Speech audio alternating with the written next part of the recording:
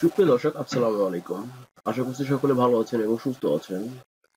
খুবই দুঃখের সাথে জানাচ্ছি যে আমার দীর্ঘ কয়েক বছরের একটি ফেসবুক অ্যাকাউন্ট ডিসেবল হয়ে গিয়েছে। যার কারণে ভিডিওটা দিচ্ছি। দেখতে পাচ্ছেন এখানে আমার অবশ্যই পিকচার দেওয়া আছে।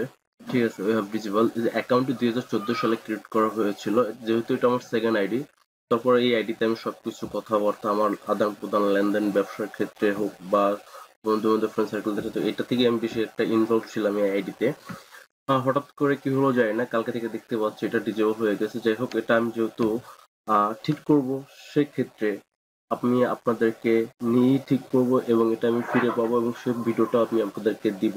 ধৈর্য সহকারে ভিডিও দেখলে অবশ্যই আপনারা সুফল পাবেন। কি লিখতে হবে, কিভাবে আপিল করতে হবে, এ টু জেড দেখিয়ে দিব।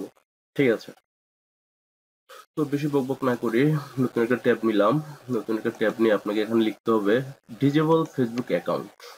ডিজেবল ফেসবুক অ্যাকাউন্ট লেখার পর দেখবেন এখানে অসংখ্য লেখা অলরেডি চলে আসবে। আপনাকে খেয়াল রাখতে হবে my personal Facebook account is suspended or disable. এই যে অপশনটা দেখতে পাচ্ছেন, এই অপশনে একটা ক্লিক করে দিবেন।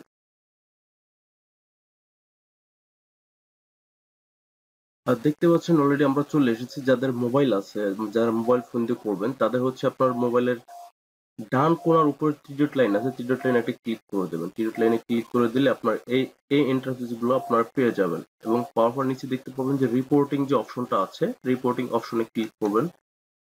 রিপোর্টিং অপশনে ক্লিক করার পরে এই যে reporting A problem with Facebook যে লেখাটা আছে, এটার উপর একটা ক্লিক করে দেবেন। এরপর একটু স্ক্রল করবেন, এই যে এখানে দেখতে পাচ্ছেন রিপোর্ট অ্যাবাউট কন্টেন্ট, এখানে যে আছে গিভ ফিডব্যাক অ্যাবাউট ইট।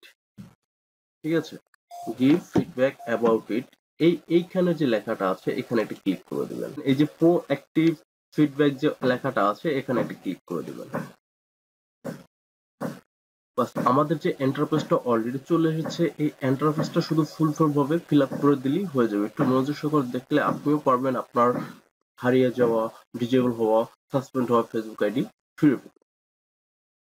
এখানে ইমেল অ্যাড্রেস যাচ্ছে।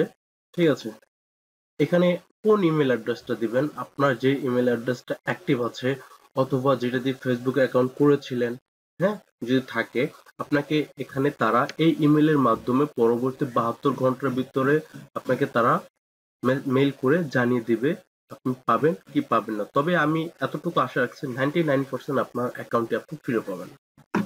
তো আমি আমার একটা অ্যাক্টিভ অ্যাকাউন্ট দিয়ে দিলাম। ঠিক আছে, অ্যাক্টিভ জিমেল, আমি জিমেলটা ব্লার করে দিচ্ছি যেহেতু এটা আমার personal Gmail.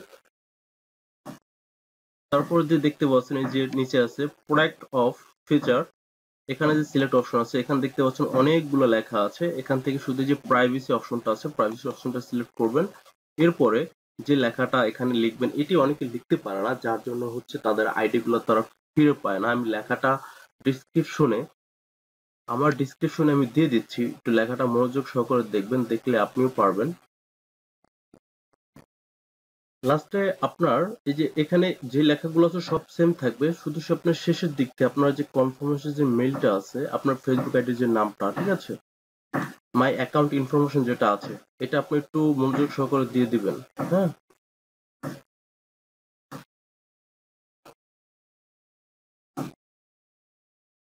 Facebook account name,